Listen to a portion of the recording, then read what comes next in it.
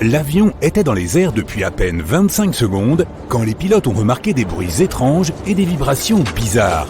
Ils ont pris différentes mesures pour essayer d'améliorer la situation, mais rien n'a fonctionné. Les sursauts du moteur continuaient, et un peu plus d'1 minute après le début du vol, lorsque l'avion a atteint 914 mètres, les 2 moteurs sont tombés en panne. D'abord, celui de droite, 2 secondes plus tard, celui de gauche. Les pilotes ont alors décidé de retourner à l'aéroport qu'ils venaient de quitter. En même temps, ils ont essayé de redémarrer les moteurs, mais rien ne semblait fonctionner. Ils ont donc pris la décision de faire descendre l'avion en piqué, puis de le redresser. Cela les aiderait peut-être à gagner un peu de vitesse, mais ils ont vite compris qu'ils n'arriveraient pas jusqu'à l'aéroport. L'avion allait-il s'écraser? C'est alors que le miracle de Gottrora s'est produit. Le matin précédant le vol avait commencé comme d'habitude. Procédure d'avant-vol régulière. Beau temps, les membres de l'équipage étaient expérimentés. Un commandant de bord danois de 44 ans avec plus de 8000 heures de vol à son actif et un copilote suédois de 34 ans avec 3000 heures. Que pouvait-il donc arriver? L'avion lui-même était presque neuf. C'était un McDonnell Douglas MD-81 surnommé Dana Viking. Il avait effectué son premier vol le 16 mars 1991. En ce jour fatidique, l'avion était donc en service depuis à peine 9 mois. Il y avait 122 passagers et 7 membres d'équipage à bord. Le vol 751 de Scandinavian Airlines était un vol régulier allant de Stockholm en Suède à Varsovie en Pologne. En chemin, l'avion devait faire une escale à Copenhague, au Danemark. L'avion a décollé à Stockholm conformément à son programme, à 8h47 heure locale. Mais à ce moment-là, le sort des personnes qui se trouvaient à bord était déjà scellé. Tout cela à cause d'une terrible séquence d'événements ayant précédé le départ. Ça avait commencé la veille au soir. L'avion était arrivé à l'aéroport de Stockholm après un vol en provenance de Zurich. Il était 22h09. L'avion avait passé la nuit sur le tarmac de l'embarquement à l'extérieur. Il faisait froid, les températures avaient chuté à 1 degré Celsius, proche du point de congélation. Ce qui rendait la situation encore plus mauvaise, c'est qu'il restait encore près de 2700 kg de carburant glacé, refroidi pendant le vol à l'intérieur des réservoirs situés dans les ailes. Si le carburant était si froid, c'est parce que l'avion avait volé à l'altitude de croisière, où la température de l'air à l'extérieur de la cabine varie à cette époque de moins 52 degrés Celsius à moins 62 degrés Celsius. Le vol depuis Zurich avait duré environ 1 heure et 40 minutes. Peu après minuit, un technicien était venu vérifier l'appareil. L'homme avait dû retirer de la neige fondue du train d'atterrissage. Sinon, il n'aurait pas pu l'examiner. Vers 2 heures du matin, au moment de repartir, il avait constaté que du givre recouvrait la partie supérieure des ailes. Au matin, la situation était devenue encore plus grave. Une couche de glace transparente, presque invisible, s'était formée sur le dessus de celle-ci. L'avion devait quitter la porte d'embarquement vers 8h30. 1 heure avant le départ, le mécanicien en charge de l'avion s'était rendu compte qu'un peu de glace recouvrait à présent le dessous des ailes. Il avait décidé de s'assurer qu'il n'y en avait pas également sur le dessus. Il avait grimpé sur une échelle et posé un genou sur l'aile. Puis il s'était penché pour toucher la partie avant de l'aile. Il n'y avait pas de glace, juste de la neige fondue. Le mécanicien avait alors décidé de vérifier que tout allait bien au niveau de l'entrée d'air de l'un des moteurs. Il n'avait rien trouvé là d'anormal. Peu après, le personnel avait utilisé plus de 1000 litres de liquide de dégivrage pour éliminer la glace de l'avion. Le mécanicien avait consulté le commandant de bord et ordonné au personnel de dégivrer également le dessous des ailes. Après tout, il avait vu de la glace à cet endroit. Mais personne n'avait pensé à revérifier s'il y avait de la glace transparente sur le dessus. Après avoir terminé la procédure, le mécanicien avait dit au commandant de bord « Nous avons fini, le dégivrage est terminé ».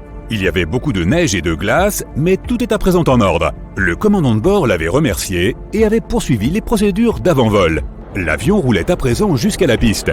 Les systèmes antigel de ses moteurs étaient allumés et n'indiquaient aucun dysfonctionnement. Mais plusieurs passagers ont affirmé plus tard avoir vu de la glace glisser sur la partie supérieure des ailes pendant que l'avion décollait. Pourtant, l'avion a réussi à quitter le sol et s'est dirigé vers Varsovie comme d'habitude. Mais peu après le décollage, plusieurs morceaux de glace se sont détachés. À pleine vitesse, ils sont venus percuter les turbines des moteurs près de la queue des 2 côtés de l'avion, démolissant les pales. Cela a entraîné une surtension en divers endroits, et ce qui s'est passé ensuite est entré dans l'histoire. Quelque part dans la cabine, le commandant de bord de Scandinavian Airlines, Per Holmberg, qui était à bord en tant que passager, a remarqué que quelque chose n'allait pas. Il a d'abord informé le membre d'équipage assis sur le strapontin arrière que le moteur droit surchauffait. Ils ont ensuite essayé de contacter le commandant et son copilote, sans succès. Le commandant passager s'est alors précipité dans le cockpit et a demandé s'il pouvait aider les pilotes. Le copilote lui a donné la liste de contrôle d'urgence et le commandant lui a demandé de démarrer le groupe électrogène auxiliaire, une petite turbine à gaz située dans la queue de l'avion. Les conseils et l'aide de Holmberg ont été précieux, mais ont-ils suffi à sauver l'avion et les personnes qui se trouvaient à son bord ? Lorsque l'avion est sorti de l'épaisse masse de nuages à une altitude de 270 mètres, les pilotes se sont rendus compte qu'ils n'auraient pas assez de temps pour retourner à l'aéroport. Un atterrissage d'urgence était inévitable. Le commandant passager a transmis l'ordre au personnel de cabine qui a commencé à préparer les passagers. Il y avait un vaste champ au nord de là où se trouvait l'avion, mais le commandant savait qu'il n'aurait pas assez de temps pour l'atteindre. Il a donc choisi un champ beaucoup plus petit au milieu d'une zone boisée. Ce n'était pas loin du village de Gottrora, dans l'Uppland, en Suède. L'avion était à peine à 420 mètres au-dessus du sol lorsque le commandant passager a commencé à sortir les volets. À 55 mètres, le commandant a informé Stockholm « Nous nous écrasons au sol ». 7 secondes plus tard, l'avion a heurté plusieurs arbres et a perdu un gros morceau de son aile droite. À ce moment-là, le train d'atterrissage était déjà sorti et la vitesse était de 224 km/h. Quelques instants plus tard, la queue de l'avion a frappé le sol et s'est détachée. L'avion a continué à glisser sur le champ, toujours à grande vitesse. Il a parcouru 110 mètres, son train d'atterrissage principal laissant de grandes traces sur le sol. Peu après, l'appareil a perdu son train d'atterrissage principal et son train avant. Son fuselage s'est brisé en 3. Par miracle, il n'y a pas eu d'incendie. Si tu regardes les photos du crash, à savoir l'avion en morceaux éparpillés un peu partout sur le terrain, il est difficile de croire que les 129 personnes à bord ont survécu. C'est véritablement miraculeux. Mais c'est aussi grâce à la réaction rapide du personnel de bord et aux instructions qu'ils ont données aux passagers. Ils n'ont pas paniqué et ont dit aux gens de se mettre en position de sécurité juste à temps pour éviter le pire. Plus surprenant encore, presque tous les passagers, à l'exception de 4 personnes, ont réussi à sortir de l'avion par leurs propres moyens. Pas étonnant que cet accident ait été surnommé le miracle. L'avion, cependant, n'a pas eu autant de chance. Cet appareil vieux de 9 mois seulement a été tellement endommagé qu'on l'a immédiatement mis hors service. Tout le monde a salué l'intervention des pilotes. C'était un atterrissage incroyablement difficile, surtout à cette vitesse et dans ces conditions si dangereuses. Le commandant de bord lui-même a avoué que peu de pilotes ont ainsi l'occasion de mettre en pratique tout ce qu'ils apprennent pendant leur formation. Du moins, pas à un tel point. Il a dit qu'il était fier de son équipage et soulagé que tout le monde ait survécu. Et il n'a plus jamais piloté d'avion de ligne.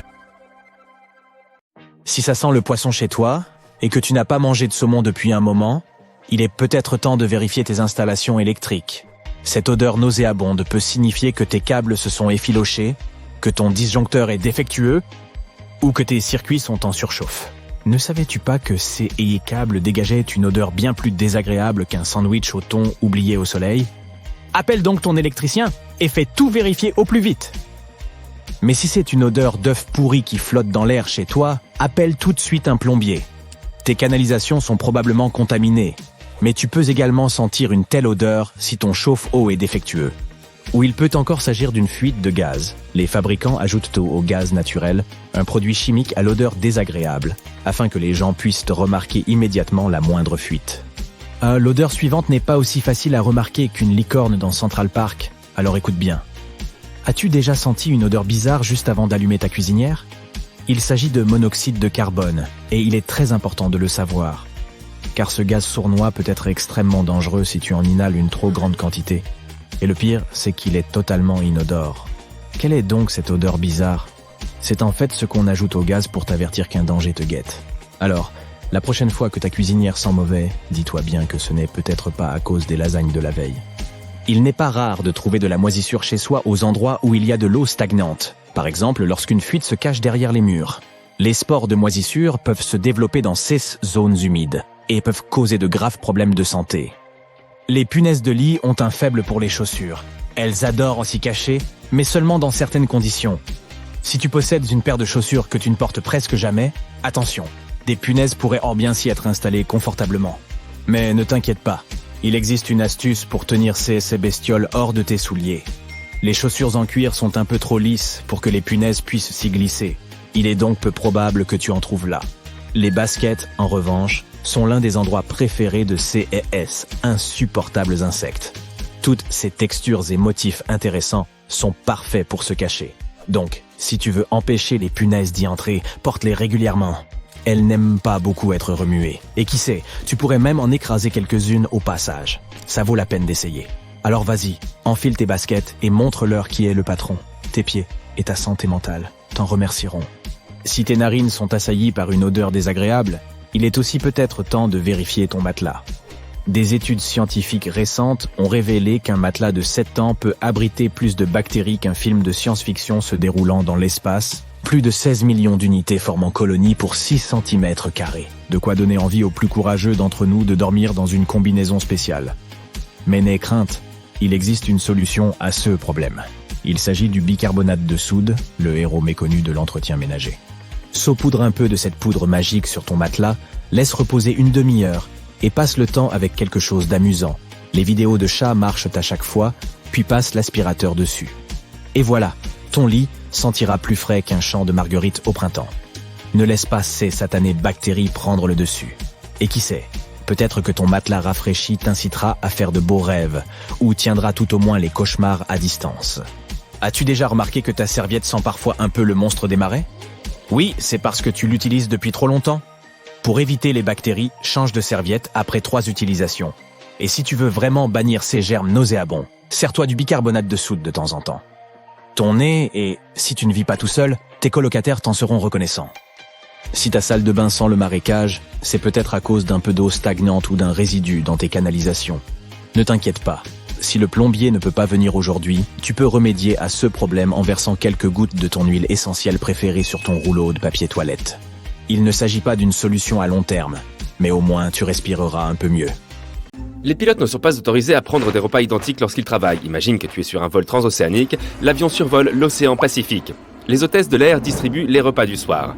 Tout le monde se régale avec les pâtes. Mais la sauce a un goût un peu bizarre. C'est probablement normal. Après tout, on mange un repas d'avion. Cela ne peut pas avoir le goût d'une assiette de resto étoilé, n'est-ce pas ? Le temps passe. Oh non ! Tu avais raison. Il y avait effectivement un problème avec la nourriture. Mais si tous les passagers ont le même souci, les pilotes aussi. Pour éviter qu'ils ne soient tous les deux malades, on conseille donc aux pilotes de ne pas prendre le même repas au même moment. Ainsi, si un pilote se sent mal, l'autre peut prendre le relais.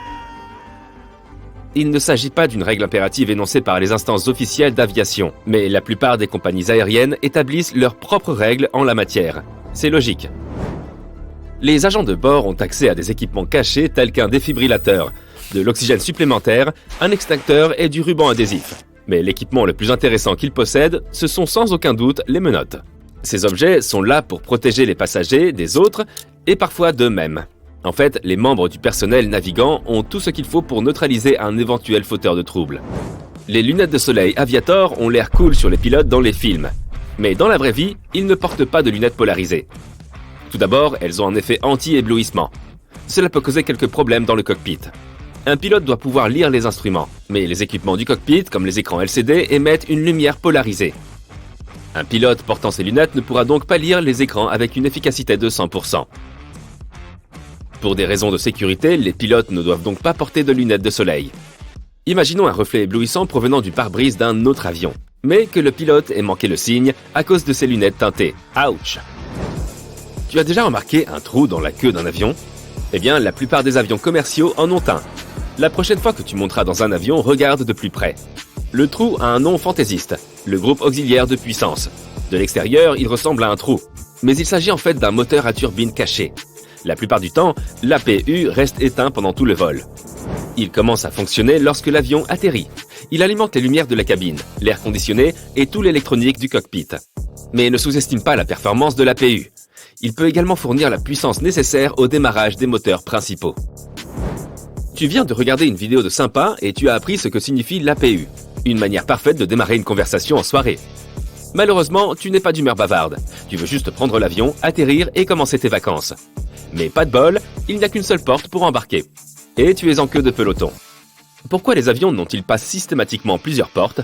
Selon les spécialistes, le principal problème est que la passerelle prend beaucoup de place. Lorsqu'un avion est chargé par l'avant et par l'arrière, il occupe 2 passerelles. Ce qui n'est pas idéal pour les exploitants. Les aéroports récemment rénovés ou construits ont cependant tendance à avoir un double embarquement par rapport aux anciens terminaux. Changement de décor. Sautons dans un bateau de croisière. Il y a des passages cachés et des portes secrètes dans ces bateaux. Ce sont des secrets d'initiés. Le personnel du navire travaille le plus souvent dans sa zone réservée. Comment un employé peut-il se rendre d'un endroit à un autre sans utiliser les escaliers et les portes utilisées par les passagers? Eh bien, il existe un réseau de couloirs et d'escaliers tout autour du navire utilisé uniquement par l'équipage. Je suis sérieux quand je parle de portes secrètes. Elles se confondent avec les murs. Elles passent donc inaperçues pour ceux qui ne savent pas où se trouve la porte. Peut-être que tu peux tomber dessus par accident. Voici un indice. Fais attention aux murs près des escaliers des clients. Elles sont dans le coin. Dis-toi que ces gigantesques bateaux de croisière sont en fait des objets métalliques flottants. Ceci me conduit à une anecdote amusante sur les cabines de croisière. Les parois de la cabine du bateau de croisière sont magnétiques. Imaginons que tu fasses une croisière d'1 mois à travers plusieurs pays. Tu collectionnes des aimants sur le thème de la destination et tu décores ta cabine. Les vrais amateurs de croisière connaissent cette magie des aimants. Ils placent donc quelques crochets magnétiques dans leur bagage. Astuce, utilise aussi les crochets magnétiques pour ajouter des rangements supplémentaires dans ta cabine. Accroche des vêtements et des accessoires, des cartes postales ou des chapeaux, ce que tu veux.